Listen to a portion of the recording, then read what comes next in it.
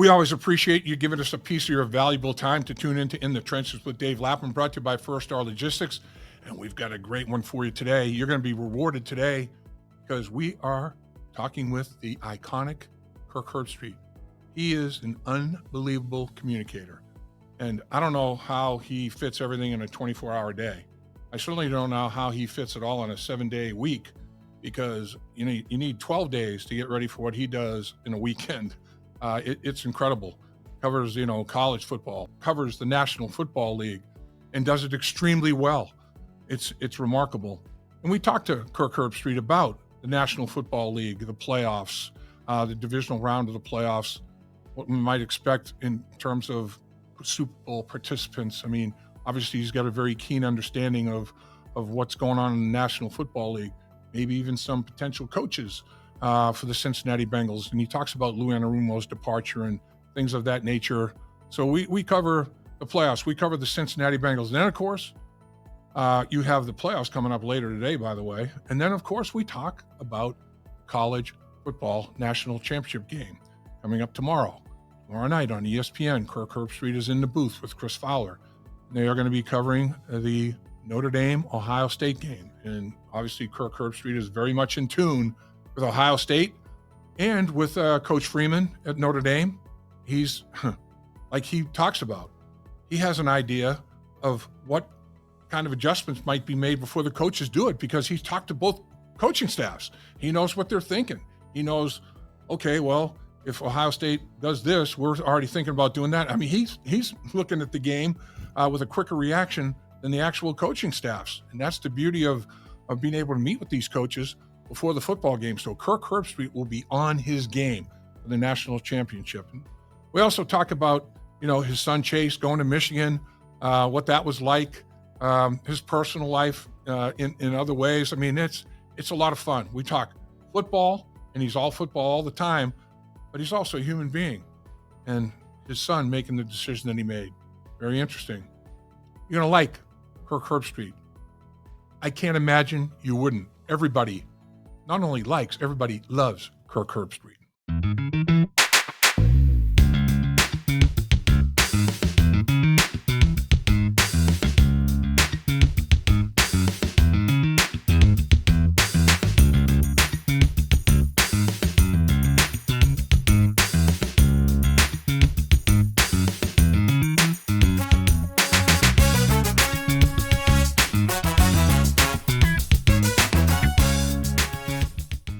Certainly do appreciate you carving time to join us in the trenches with Dave Lapham, brought to you by First Star Logistics. As always, we are coming to you from the outstanding studios that they provide for us on a podcast by podcast basis.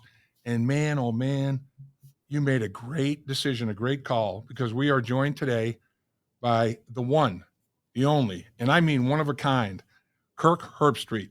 Not only great football player, but in my mind, the greatest communicator I've ever listened to and been associated with, or all of it. Because Kirk, we talked about it before. I mean, there's novice fans, and then there's the veteran fan that thinks they know more than the coaches, Yeah. And everything in between. And the way you communicate is unparalleled, because the way you break it down, everybody can understand what you're talking about. And that's a rare talent. That is a unique talent. You are as good as there's ever been at that. I appreciate it.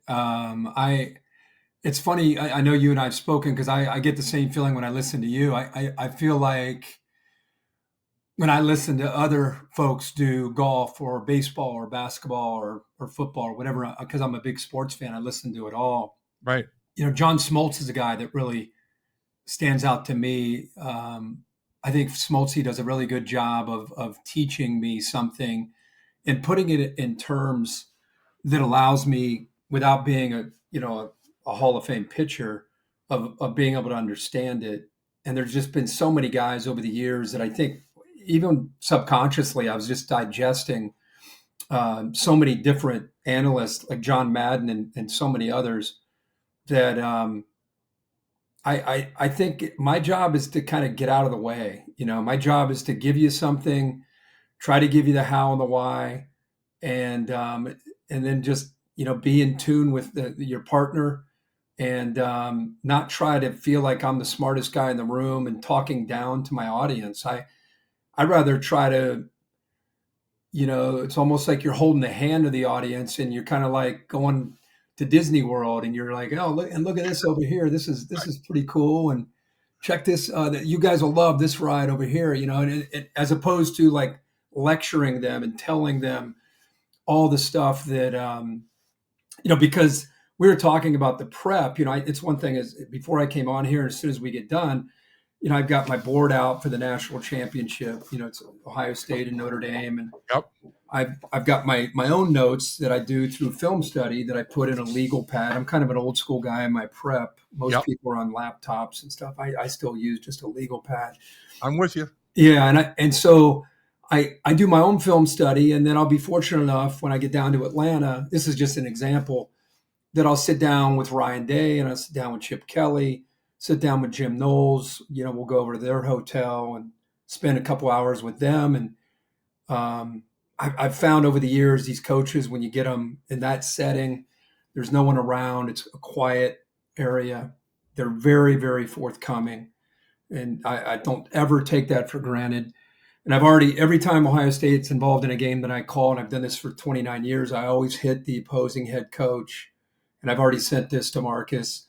Hey, listen, I'm around as much or as little as you want me to. I've got 29 years. Ohio State could hand me their game plan. I wouldn't give it to Marcus Freeman. I would never, ever disrespect the sport, or it's not even a thought of mine. And these coaches, I think, know that. But just to be clear, so Marcus, hit me back. Are you kidding me? Kind of thing. Like I can't believe you sent this, but I respect it.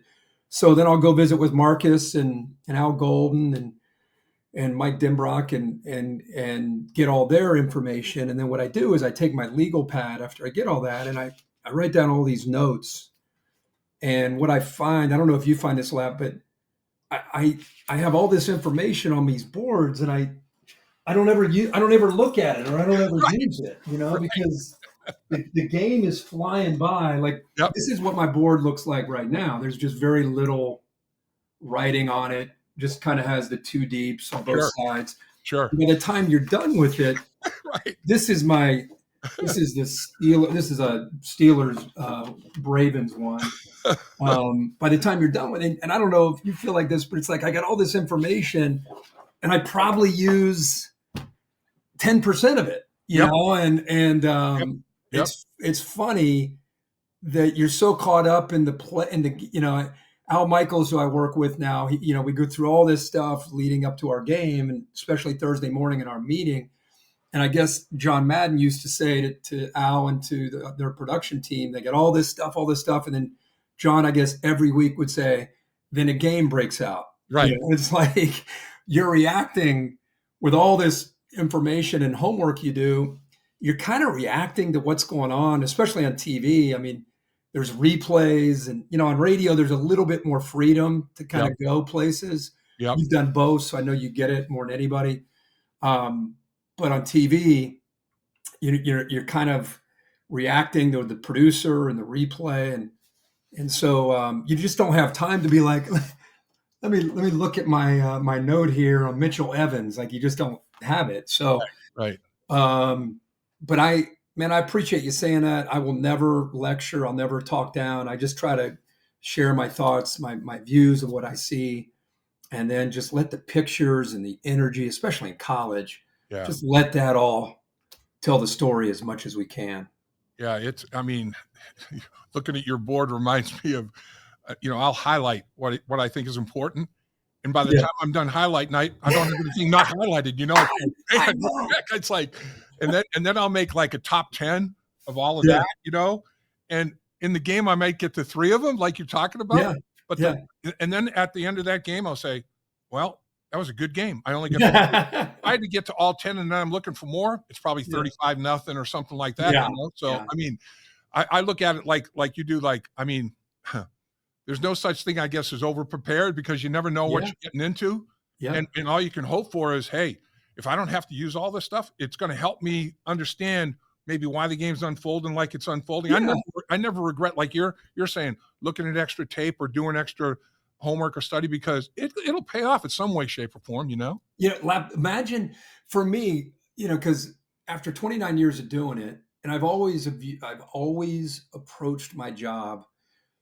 I'm not comparing myself to Tom Brady, but when Tom Brady talks about his draft experience, Yep.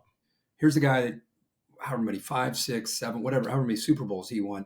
To this day, if Tom Brady were on here with us, he'd get emotional talking about basically not feeling wanted because he slid all the way down to the 6th round, and how he, Right. to this day, after all the wins and all the championships, he still looks in the mirror and he sees a 6th round draft pick. And that's what motivated him all those off seasons till he was into his 40s. And for me, again, not being Tom Brady, but when he talks like that, man, I can relate so much because, I've had a pretty accomplished career with, as far as the industry is concerned, Oh yeah. with Emmys and all that stuff, and the games that I get to do. But man, when I look at myself in the mirror, I still see a kid out of Columbus, Ohio, that WBNS radio took a chance on. I was a good player at Ohio State. I didn't play in the NFL, and I just look at myself like, just look at anybody who's national: Troy Aikman, Tony Romo, Chris Collinsworth. Right. In any sport, they're very, very accomplished on the field as a coach or a player. I wasn't. So, like on my set, Desmond Howard, he won the Heisman Trophy. He was the Right. MVP of the Super Bowl. Nick Saban, he's the winningest, greatest coach in the history of the sport. I'm just a guy in my brain. I'm just a guy. So the reason after 29 years I keep doing this, and I'm sitting here 5 days before the game grinding on film, and I just can't get it out of my blood to not do that. And I don't think if I ever do, I'll probably just be done doing it. Yeah. But I still love to do what I did in 1995 and 1996 when I was trying to basically prove myself. I still try to do it that way, and probably on that. Like I said, I'll probably never change. I can't imagine ever feeling like I've arrived and not doing it this way. But think about when I get ready to call this game on Monday night with Notre Dame and Ohio State. I always look at it like this: nobody, including Ryan Day and Marcus Freeman, will know more than me, because Ryan Day's thinking Yep. that he knows what Marcus Freeman might do or is going to do. Chip Kelly is the play caller for Ohio State. He's thinking he knows what Al Golden. I'm the most informed individual on both sides of the ball that goes into that broadcast. Yep. And that gives me so much confidence, knowing, going back to that prep, knowing that I have that information at my disposal, and knowing how Chip wants to attack Al, Right. and knowing how Al wants to retaliate and survive Jeremiah Smith and Will Howard and Trevion Henderson. So that's pretty cool to kind of know what they're trying to accomplish, and then kind of seeing how it plays out. It's a lot of fun. Well, I think, again, you might not have had the playing careers that the gentleman that you speak of had, but in my mind, you're the best communicator out there. You say the most in the fewest words. I mean, Yeah. you say a few, and you can apply it in a bunch of different things that is happening. It's like, man, that's a talent. To put out there, a couple of phrases that have so much ripple effect, significance, and meaning to what you're looking at. It's huge. Thank you, Matt. I appreciate you saying that. It's an unbelievable talent. But you mentioned, the coaches and the relationships you have with the coaches, and that's the other thing that I think people don't really understand is that, man, you get into the weeds with these coaches. I mean, it's down and deep, and like you said, you know what the other guy's thinking before they know what the other guy's thinking. Yeah. I mean, based on your conversations and your meetings and all that sort of thing. When you look at these two head coaches, and Marcus Freeman, I mean, you guys, played at rival high schools. Dave Burke reminded me of that before we started the broadcast. I mean, you guys have a common background. Marcus Freeman, to me, I mean, this guy, it seems to me, from what I've heard, that he runs his program a lot like the NFL, his practices and the way he sets things up and all that sort of thing. Do you think that, or is that not the case? 100%. I know that he traveled in the off season and met with a lot of guys. I know when I did the A&M game week 1, he brought that up. He visited a lot of NFL coaches in the off season, just trying to apply some of his knowledge that he already has. And, Jim Tressel was probably the biggest mentor that he had playing for Right. Tress. And if you listen to him do his interviews and the way he kind of handles himself, reminds me, no, he's not mimicking Tress. He's still himself. If you saw that face guarding interference call in the Penn State game, that was a pivotal call. Mm-hmm. He kind of had that smirk on his face, and he wanted to, I was standing right next to him. I was on the field for that game. I didn't call it. We just did game day. And, he got one official, then he wanted the actual official that made the call. And he's talking to him like this right here. And Right. that was the one thing he's himself. Like, he's trying to be smooth. Jim Tressel was like Tom Landry on the sideline. He might have gone like this to that ref. Right. Hmm. Right. But he would he would never go, "What the hell are you doing?" He would never have done that. Right. So that's what I respect, is Marcus has taken these things from Mike Tomlin, or he's taken these things from different guys, and yet he's himself. I've known him since he was in high school. You mentioned when he was at Wayne. I'm a high school football junkie, like you are, and especially for the state of Ohio, when there's a guy like, whether it's Braxton Miller or Right. Marcus Freeman out of your own league, you're tuned into it, kind of see how they're doing. You're excited for them, see how they do in their careers. So I've really followed him throughout his career for a long time, and I would have never imagined, when he got into coaching, that he would have had this. I mean, how do you predict that? You have this kind of skyrocket success. Yeah. Never a head coach. You walk into that Yeah. head job with that kind of pressure, and you just act like you've been there your whole life, with the composure, the way he speaks to the media, the way he interacts with his players after an interception that cost him a game. Yep. The one thing I say about him is I want to play for that guy. Like, I love him. I love his energy. I love how he talks to his guys. His guys love him. Yep. Like, in this NIL portal world, I cannot tell you how challenging that is, to get guys to love their coach. I feel like we're drilling into them, not me, but I feel like the world, whether it's social media or the new system, it's almost like coming out of COVID, where we've drilled into a generation of players. You can't trust these coaches. Right. You can't trust your coach. Your coach, he's going to be gone before he's going to tell you he's going to stay, and he's gone. Yeah. And I think these players are very much, there's not a whole lot of loyalty for the player towards the coach. Maybe in some cases, the coach looking for that next job. Yeah. Man, at Notre Dame, they are all in on that guy. And it's a big part of the reason I think they're there, in the last game, because of the culture that he's been able to create. As a former player like we are, one thing you learn in the game of football is how to handle adversity. And Notre Dame loses to Northern Illinois early, and it's like, are you kidding me? What? And all they've done is win every game since. It's like, okay, let's turn this into a lesson. Let's figure out why this happened. Let's correct it. Let's make sure it never happens again. And now, from Ohio State side of it, the Michigan deal, you lose for the fourth time in a row. I mean, he's going to have a graduating class that never beat Michigan, and everybody's down, and the Daubers are all down and everything. And what have they done? They've taken that adversity and learned from it, and here they are. These two teams that early in the season for one, late in the season for another, but they handled serious adversity, and I tip my cap to them, man, and that starts with the head coaches, doesn't it? Man, I'm glad you brought that up, because you're right. I mean, we've been talking about Marcus and what he's created there, and you're right. You lose to a Northern Illinois game, you're heavily favored at home.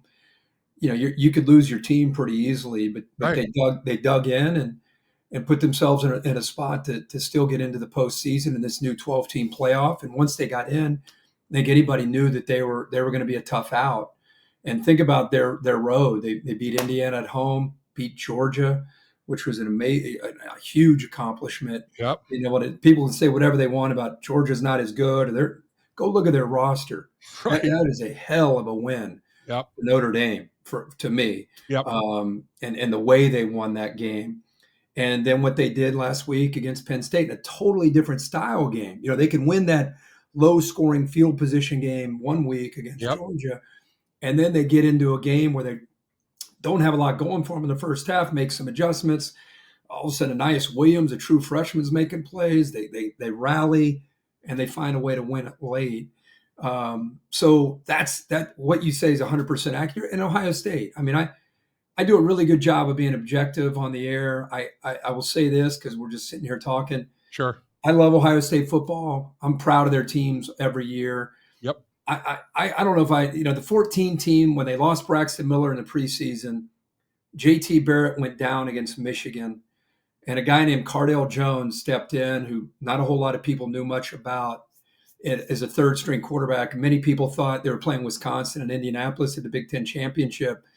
A lot of people thought they're not going to make it into the CFP, and they won, I think, 59-0. How do you keep them out of it? Based on the way Cardale Jones, and then they ended up beating Alabama, beat Oregon in the first ever 14 playoff. That team and what they faced was really impressive. And then there've been some great teams, but this team you mentioned, they put all their chips in the middle of their table. Home game, seniors that came. My son was a part of this class. He had a heart condition, and he's been medically retired for the last couple of years.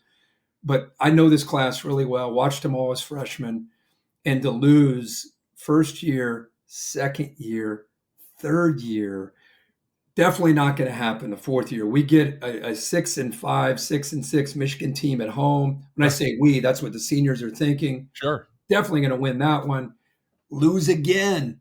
To Sharon Moore's credit and Michigan's credit, they went the flag incident after the game, the whole disaster. A lot of the fans saying, fire Ryan Day, he can't beat Michigan. I mean, think about that energy. They go to play Tennessee at home. Yeah. I've never seen Ohio Stadium with 30 or 40,000 fans of the opposing team. One thing for Tennessee fans, they travel anywhere to travel. It's another thing to have access to tickets. They bought up the stadium. And I think Ohio State looked at that as like, forget Ohio versus the world. This is this locker room against the world. I think that's really, and I think they have been, I went to senior tackle. It was closed to everybody, media, fans, just family of the seniors.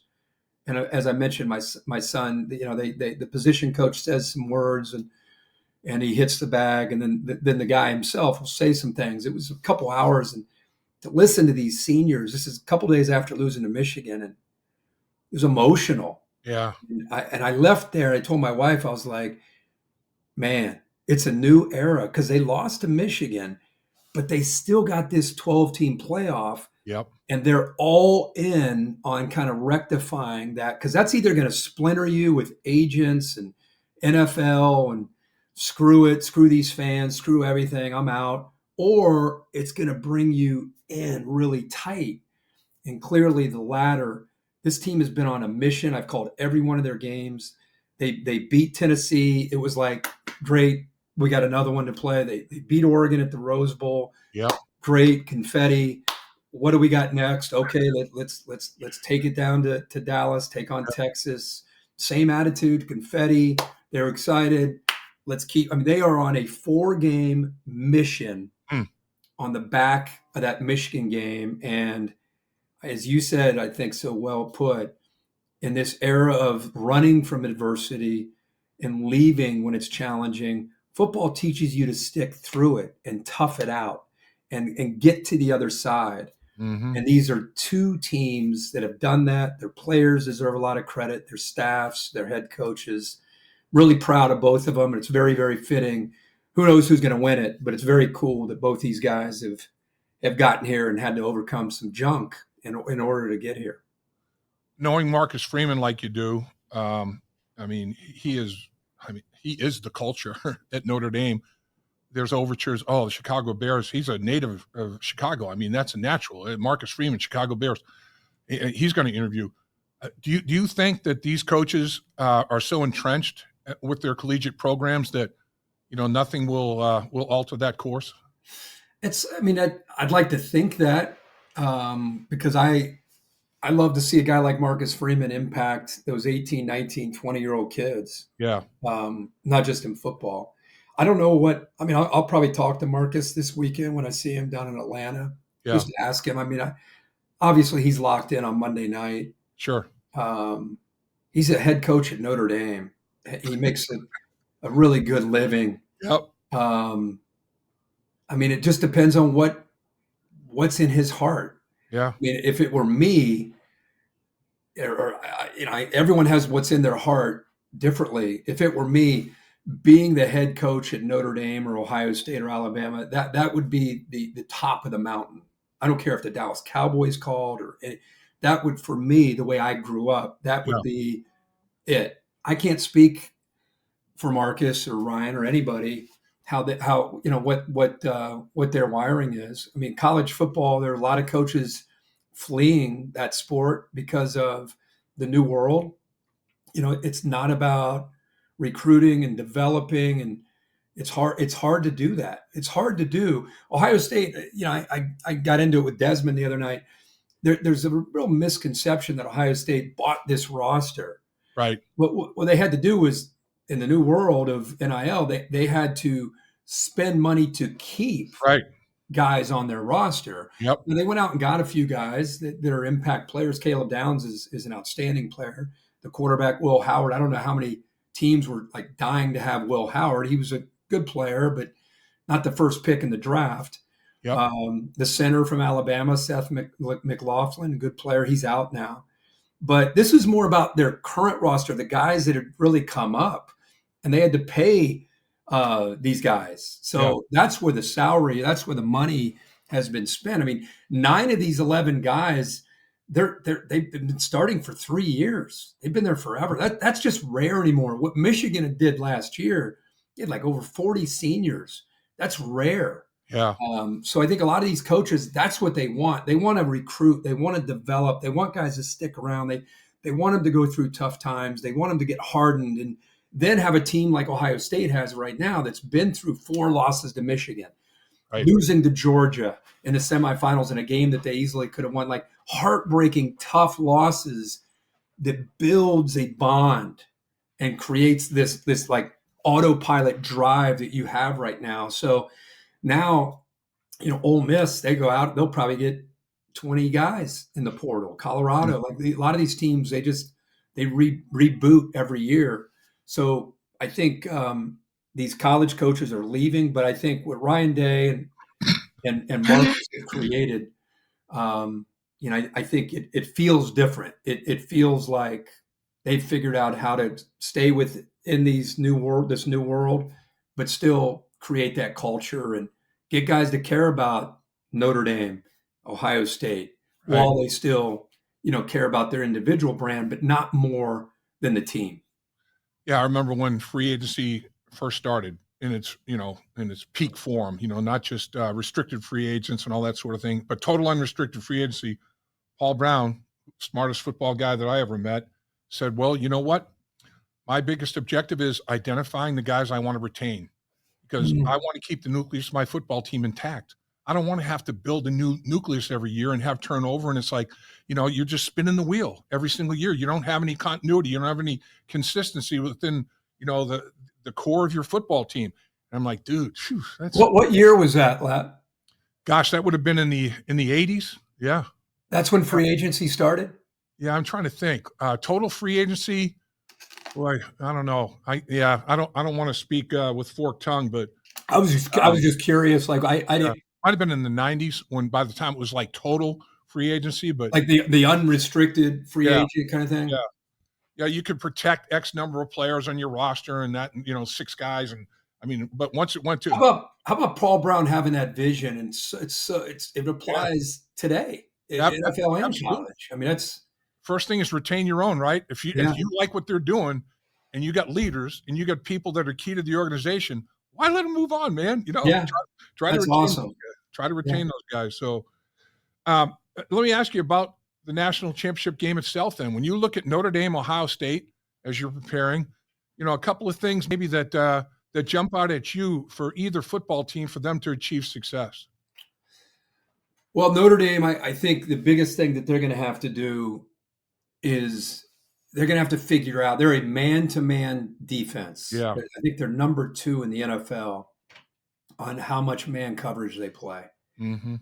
As we saw last week in the Ohio State-Texas game, Texas is a man-to-man coverage team as well, but they played a ton of zone. And they rotated a lot towards Jeremiah Smith. And Chip Kelly had to go away from him. I think he had 1 reception, 3 yards. So he went to others. He had to find Ibuka and Tate and other guys that make plays. You pointed that out during the game. I'm like, Herbstreit, man, boom, right on it.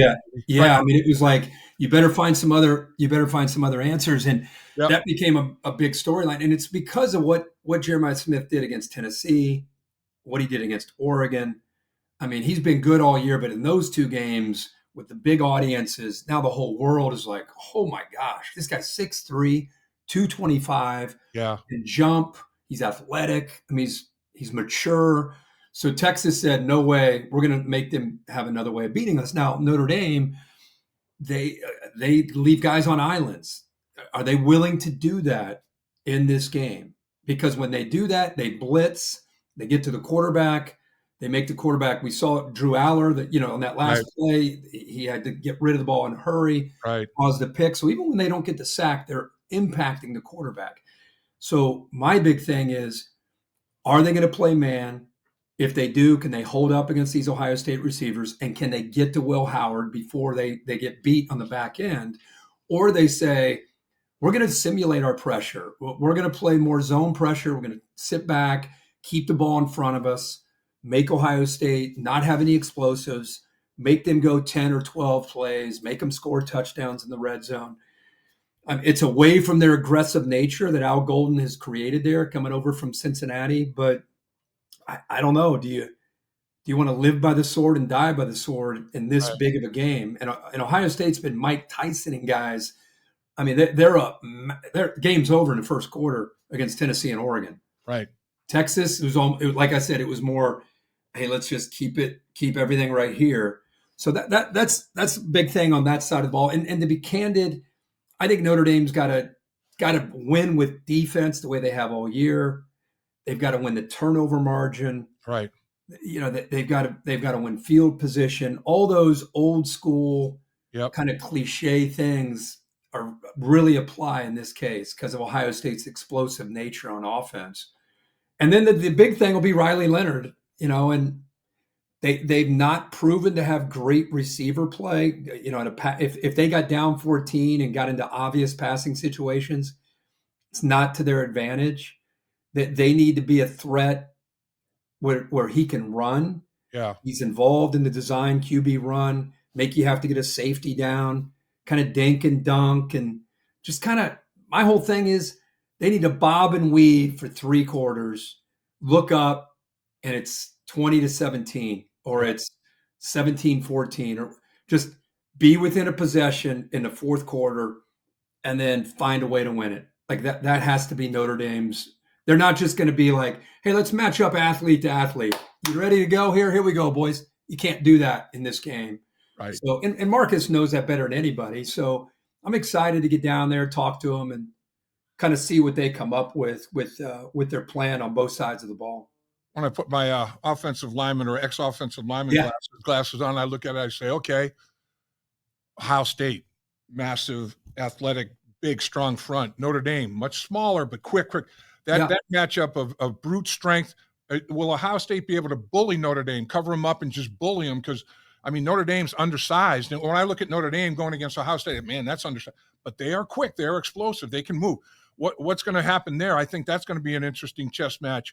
What kind of run game are you going to try to implement? You're going to try to overpower them with inside-outside zone, or you're going to try to cut them off with your gap scheme? I think that's going to be an intriguing thing for Ohio State as well, how well they can get that running game going and and be balanced in that regard. And don't forget this with the Ohio State offensive line. It's been a kind of a story. Seth McLaughlin, the starting center who came over from Alabama, who's Right. a stud. Yeah. He's been out since the Indiana game with a torn Achilles. So they've had the Indiana game, the Michigan game.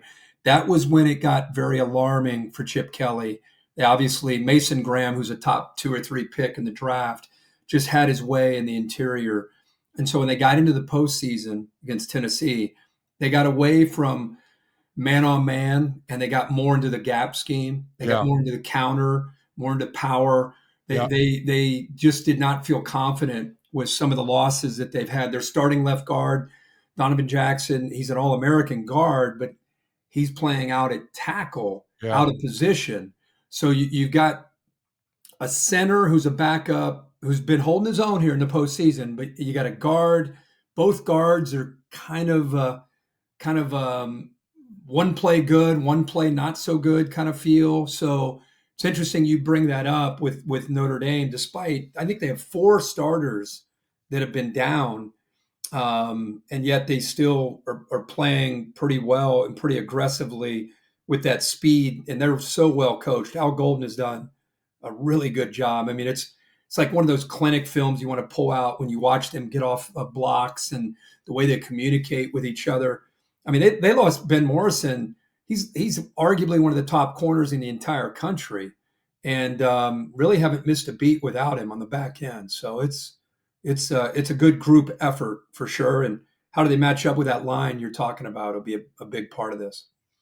Hope you got a few more minutes, Kirk. I'm running low on the time. We have a lot of it, man. But I haven't even got to the NFL. I want to catch your little NFL thoughts if I can. You've been awesome and outstanding as usual, but if I can capture you maybe for another 10, would that work? Okay. All right, great. So let's talk about some NFL action. In the wild card round, only one visiting team won, and it was a 23-20 football game. Washington beats Tampa Bay on the road. The others, the home team wins and wins by 2 scores or more. And the most points they allowed was 14.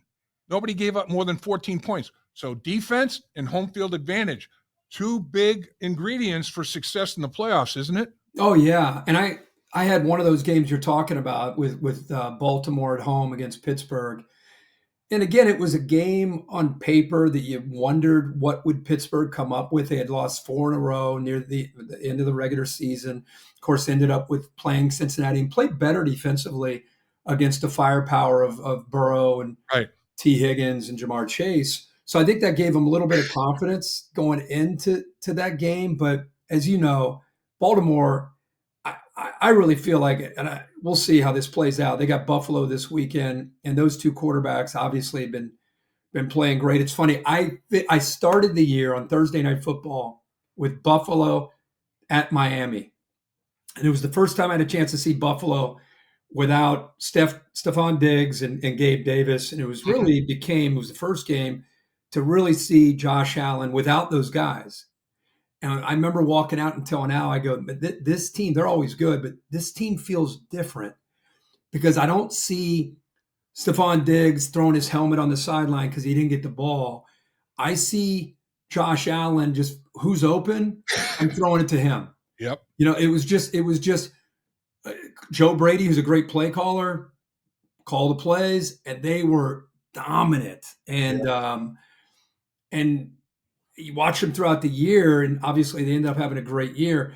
I almost feel like, and Kansas City's always a factor, but man, what a matchup so early in the playoffs to get Baltimore on the road at Buffalo. Right. I mean, that just feels like the AFC Championship game, the way those 2 teams have played. Yeah. I mean, Derrick Henry and Lamar Jackson together.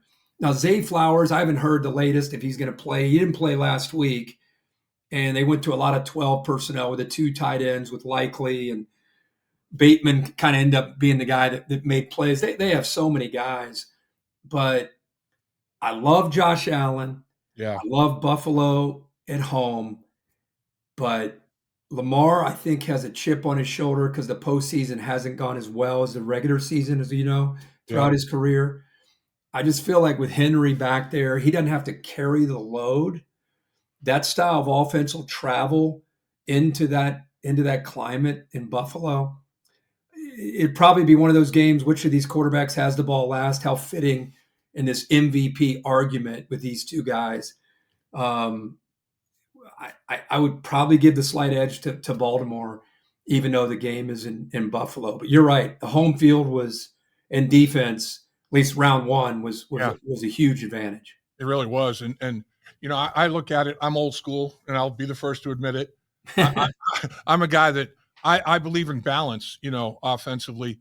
And in my mind, when I've done my pool or whatever, my family pool, Yeah. I had Baltimore and Philadelphia in the playoffs because both of their In the offense. Super Bowl? I'm sorry, in the Super Bowl. Yeah. Winning out in the playoffs and going to the Super Bowl. I had those two because they can run it with outstanding backs and tremendous offensive lines. Their quarterbacks are dynamic. Hurts, maybe not. I mean, Lamar Jackson is in another universe, but yeah, Jalen Hurts is pretty damn good. He can do some things too. So I'm looking at the complementary aspect of their offense, and then Baltimore's defense, since Hamilton's gone to safety, free safety. Yeah. It's been a different deal. So Baltimore, and I think Marlon Humphrey in there at the nickel, right, has been outstanding. Yeah, and then I look at Philadelphia and I look at Baltimore and I think, hey, look at these guys up front. Look at the in the trenches. Look at the pits again. Yeah, I don't know. I'm offensive lines, two good ones. Defensive lines, two pretty good ones. I'm thinking, maybe these old school teams might go out and. Hey, I see a lot of the same thing. I love offensive line. I'm all about the offensive line, and I've always appreciated the offensive line. Yeah. And doing these NFL games, it's made me appreciate the offensive line that much more because there's a premium right now on offensive line play. Yep. All these games I do on these Thursday nights, I can't tell you how many times I look at my board and I see a guy that probably is in that developmental stage and he starts. That was a guy that was the sixth or seventh man in the past, but right now they got to play him. And then you look at the defensive line, they keep getting bigger, they keep getting faster, they keep getting more athletic, more dominant. I mean, they're doing this. And offensive line play, I feel like, is doing this, whether it's the high school offenses that lead to the college offenses. It's all spread. No one's getting down and popping people coming off the ball. And then the NFL, they take a guy in the first round because he's 6'8", 315 pounds and can move. And they got to take him. And then instead of they're looking at him at practice, and they're thinking, this guy is not ready. This guy needs work, but they have to play him. Right. And so I think we've been doing this for years. And then what happens when you have an ankle or a knee or a shoulder? Right. And that happens almost to everybody. So you're right. You look at Philly, you look at Detroit, who's been banged up. Yep. You got tough out with them at home. If it ends up becoming Philly at Detroit, that would be a great game. I will tell you, because I had the Rams late, when Puka got healthy, that they became what they're capable of being. I had them winning last week and against Minnesota and all that's going on in LA. And they moved the game to Phoenix. Right. And I thought the NFL, by the way, handled that incredibly well. So classy of the Cardinals and Bidwell flying people over. And just, it was amazing to see how that was handled. But I think the Rams are not a team just to write off. If you look at their record, they're a dangerous team because they're healthy. And you got a guy like Matthew Stafford who has kind of been there and done that. So if there's a wild card for me in this whole thing, it would be McVay and Stafford in the Rams now that they're healthy out of the NFC. But I'm all over what you're saying with Baltimore. I personally love Mahomes. I love Andy Reid. Yeah. We know how hard it is to go to Arrowhead and win. Yep. All that's legit, but I don't know, man. I just feel like it's Lamar's time. And I think Derrick Henry coming in there to help him is enough for me to think that they can get there, so we'll see. Okay. We could do an entire hour. We could do a couple hours. We could do an entire hour podcast on the Bengals offense alone. Yeah.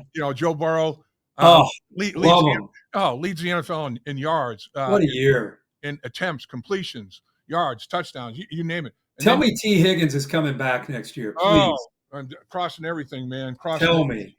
I mean, well, you talk about that trio, but Jamar, Triple Crown winner, I mean, leads the NFL catches. What a great thing that turns out for him not signing the deal. No doubt. No I doubt. mean, I remember seeing you and the Colts had their Yep. the practice, Yep. the joint practice thing, Squad and, scrimmage type stuff. Yeah. and he's holding out, and Yep. it was such a big story there in camp, and it's like, Yep. man, he had 2 years left on his deal. It's like, dude, just go play, go have a monster year, then go look at it the next year. And yep. I mean, I mean, you know this world better than me when it comes to the cap. I mean, when you start paying Tua and Trevor Lawrence and Mahomes and Joe and all these guys $50-60 million, man, it's hard to keep. Yeah. And then if you gotta pay Jamar Chase his money, and then you got the end who's Henderson. Hendricks. I mean, you run out of money. Yeah. I don't know how these guys. I don't know when you're paying a quarterback $60 million. I don't know how you pay the rest of the roster. Telling you, man, you got to get creative. There's no doubt. The first time in NFL history that you had a quarterback that was number one in passing yards and other categories, number one, a receiver that had the Triple Crown, and a defensive end that led the league in sacks, and that team didn't make the playoffs. Right. First time it's ever happened. I mean, I went to you called every one of them. I probably went to 7 home games, and every time I walked out of there, like, how the hell did you lose that game? I mean, go think about all the games that they lost. I mean, man. So all they had to do was win one of those. Yeah. I mean, the two teams that could be making, some serious noise in terms of AFC Championship game potentially could be Baltimore and Kansas City. They lost 3 games to those two teams by a combined 5 points. Right. 2 1-point losses and a 3-point loss. Are you kidding me? Are you kidding me? Hey, I'm a big fan of Lou, and I guess when you have a year like that, I guess you have to make a move. Yeah. I personally would have kept him. I think he's one of the best defensive coaches, but I don't know what's going on behind the scenes there. But there's so many injuries, so many guys that they hoped Von Bell would work out. Right. They hoped Geno Stone would work out. Clearly, that tandem, really since they lost a younger Von Bell and Bates, they just haven't been the same on the back end. But I don't know. There's so many things that just didn't quite add up on that side of the football, and be interesting to see what they do. Yeah, what do you rectify that? You seen any young coaches in your travels that you say, oh boy, I mean, this young coordinator, this young offensive line coach, this young defensive. You seen anybody that you might think? That's a tough one. Yeah. The Zach Orr got the job at Baltimore because Baltimore does such a really good job of losing people. Yeah. And they hire from within. Yeah. I mean, it goes back to your point about continuity. Mm-hmm. And Baltimore, as far as the NFL is concerned, the consistency that they have going all the way back to Ozzie Newsome. Yep. And now what they've been able to do with John Harbaugh as a coach and new front office, they're the same team every year. And when they lose McDonald to Seattle, they don't have to go around and look. They just bring a guy up, and that's where Zach Orr got his opportunity. And he's never been a coordinator. He was a question mark at the beginning of the year. Dean Pease comes in and kind of helps him out a little bit, kind of a veteran presence. Sure. And I mean, so it just depends on I'd have to think about that really, Lap. I mean, I could just come up with some, but I'd love to think about, because there are so many guys like Mike McDonald who nobody knew who he was 3 years ago, and now he's the head coach at the Seattle Seahawks. Right. And the same with Menor. I mean, he's doing a great job. So he is. I'll be interested to see what they do and what their answers are, not just from a coaching standpoint, but from a personnel standpoint. Yeah. They got a lot of big decisions to make. A guy that they interviewed early, in fact, I think he might have been their first interview, Patrick Graham. Have you run across Patrick Graham at all in your travels, defensive coordinator? I have. I worked with him when he was with the Raiders. Yep. Can't remember. He's a Bill Belichick disciple. He came up under Bill. Yep. Does a good job. His players love him, love to play for him. Yeah. He's kind of a aggressive guy, big zone pressure guy. He'd be a great guy. He'd be a great addition based on the times that I've studied his defenses and spent time with him. Okay, so we're rounding. Let the record show that I don't know where Lou is or where he's going, Yeah, but man, he's going somewhere. you don't forget how to coach. 2 years ago, 3 years ago, they go to the Super Bowl and everyone's talking about Lou's going to get a head job. Yep. And now some injuries and some guys don't quite pan out. And again, in the NFL, it's all about what you do. Yeah. But I don't think he's forgotten how to coach. Right. He'll end up being a great coach somewhere. Yeah, exactly. What have you done for me lately, Lee? Yeah. The NFL. Yeah. All right. So I know you're a huge Reds fan. We can't not talk to Kirk Herbstreit and get your take on this year's edition of the Cincinnati Reds. What's up in your mind? Well, I'm a diehard Reds fan, and Yes. I'm also a guy that respects the manager. I feel like we have moved to an era in MLB where a lot of younger former players, almost like a player's manager, Mm-hmm. have kind of gotten their opportunities. I'm not saying that doesn't work. I prefer a guy like Terry Francona. Like Mm-hmm. I prefer a guy like Jim Leland. Like I want a guy that the players like and respect and maybe fear a little bit. There you go. I don't mind that. Yep. Yep. I think Lou Piniella, when he walked around, it was like, oh shit, here he comes. I don't mind that. Yeah. And I just think It was the Forrest Reds. Forrest Gregg, man. He was like, oh boy, what'd we do? Yeah, right. I just feel like the Reds have so much young talent. It's exciting to look at their roster. Yeah. And to have a guy like Tito with all his baseball acumen and all his success, I'm so thrilled. I may go out to spring training just to watch him teach. Like, I can't wait to see all the little. You go back, you want 162 games. You know how many times you either hit behind the runner and advance the runner, or you get the bunt down, or you play good defense, or you run the bases the right way. You be aggressive, but you play smart. Like, just playing smart. Yep. And understanding the game. You know how that's got to be worth 10 to 15 more wins with the talent that they have. So I'm elated that somehow Terry Francona is the manager of the Cincinnati Reds. I tip my cap to the Reds front office for landing him. Mm-hmm. There isn't a player they could have signed that would have me more excited than bringing Terry Francona in as the manager with this young team that they have to work with. So I'm elated, man. I'm fired up. I hope everybody stays healthy. I hope it's kind of a new sheriff in town kind of mentality, because this team is just kind of I feel like just kind of gone with the wind. Wherever the wind kind of took them is kind of where they went, and I think they need a little bit of a this is how we're doing it, and I'm thrilled. So I'm very optimistic to kind of see where this young talented team, how they respond to one of the best that's ever done it as a manager in Terry Francona, how he works with them. Yeah, I know Terry Francona's like all about, hey, when I was a player, I wasn't the most gifted. I had to bust my ass every single day. Not just games. I'm talking about everything to compete at that highest level. And that's what his expectations are for, marginal players, bench players, superstars. He expects them to approach the game like he did. And that's not asking too much. He's a great example of what he's looking for, Yeah. And I think I feel like the last time the Reds had a team that what you just described, I don't even remember who the manager was, honestly, but I remember when Scott Rowland came in, it was as if an enforcer came into that clubhouse, and the team, there was some young talent on that team. I felt like they really responded to that. Junior was kind of in the latter part of his career. Adam Dunn was, it was just, that era was over, and here came Scott Rowland in, and that team responded to him because he was a no nonsense, coming in on time, doing his BP, getting his ground balls in. Like he was just about being a professional. Yep.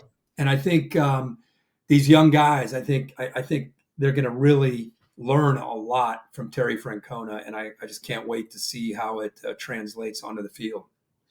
Okay, finally, we're going to talk a little family with Kirk Herbstreit, and we certainly do appreciate you carving all the time you did. I know I've been very selfish, but you are so good, my man. I mean, we could do a 5-hour podcast. Yeah, no doubt. It's crazy. So, Ben, who people, grew to love, and condolences, you lose Ben, your dog Ben. It's like, it's a family member. I mean, and I think a lot of fans of football, felt the loss of Ben, but now you have Peter. I think Peter's what, like 15 months? Is he the youngest of the litter? Yeah, he's the youngest. I have 3 now. This guy right here is let me see if I can get his face in here. There's his nose. That's Theo. He's 8. And then I have Mitch, who's down here sleeping. That's the cool thing when I work, they all just kind of. You're awesome. Here. Mitch is 3. He's laying right here. That's great. And then the baby is in the kind of in this hallway on the cool tile. And he's 15 months. And Ben was the patriarch. They all responded to him. He was it's kind of like when I take him for a walk, like a pride of lions, and he was the guy that if he said it was time to eat, they were like, Ben said it was time to eat, and if he said it was time to go outside, then they would say, hey, he said it's time to go outside. I mean, whatever he said, it was so cool to watch. Like we feed him in our laundry room, and Ben would walk into the laundry room, and the other 3 would sit out without being told. They would just sit outside of the laundry room out of respect for him. It was the coolest thing to watch.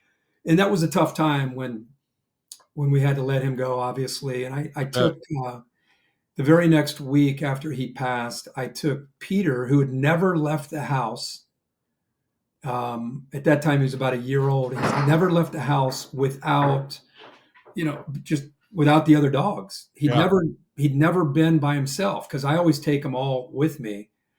And I took him with me to one of Chase's playoff games. It was against Winton Woods. And I was going to fly him with me. I always go to Chase's game, and then I go back to where I'm working. And I was working in Baton Rouge with Alabama and LSU. Wow. And I took him to the high school game. He sat up in the stands with packed house, and he just I didn't know how he was going to act. I didn't know if I was going to have to walk him the whole game, or he just kind of hung out, he was just kind of looking, watching. It was, we had people just jammed in on, it was like every seat taken, kind of one of those games. Yeah. He did great. I took him to LSU, Alabama. He did even better there. So he's been on the road with me ever since. I'm telling you, it's like traveling with Taylor Swift. Like, people almost start crying when they see him. It is the craziest thing. It's great for me because nobody wants to see me anymore. It's just, I'm like his handler. Wherever I go with him, he just, it's like, oh my God, that's Peter, that's Peter, that's Peter. And so we've had a lot of fun, and he'll be with me down in Atlanta at the national championship. And he's been with me every week ever since. That's awesome. And you mentioned your son. What was that like for the Herbstreit family when Chase said, "You know what, Dad, I'm going to go to Michigan"? Well, it was a crazy story. I mean, we were talking to a number of schools, and it was. I really thought with this new world that we're going into, from 85 scholarships to unlimited, really preferred walk-on type guys. I didn't know if he would get a preferred walk-on opportunity or if he might get a scholarship opportunity. And we were talking to schools like Minnesota, Penn State, North Carolina State, Notre Dame with Marcus Freeman. And I think a lot of those, and Michigan, and a lot of those were talking about Chase was kind of like right at that preferred walk-on scholarship, just kind of right at the line. And they were just kind of waiting to see what the new world was going to be. And so we were just kind of thinking between those schools. And then they reached out to him the National Letter of Intent week. It was on a Friday, and the window closed at midnight. And their director of player personnel reached out to Chase and I and said that they wanted him to sign his letter, and they wanted him to be part of the class, and wanted him on scholarship. But they said, we got to kind of do this now because the window closes at midnight tonight. And he and I got the text. I was in the middle I was at the SEC championship in Atlanta, same stadium. Wow. And we were talking with Sark, and it was between Sark and then Kirby Smart. And we had about a 10-minute window. I got the text when we were talking to Sark, and I was like, holy cow. And then Sark left, and as Kirby was coming in, I went over and talked to Chase, and Coach Saban was in the room. He's in there, Sure. Part of game day. He takes some notes. Sure.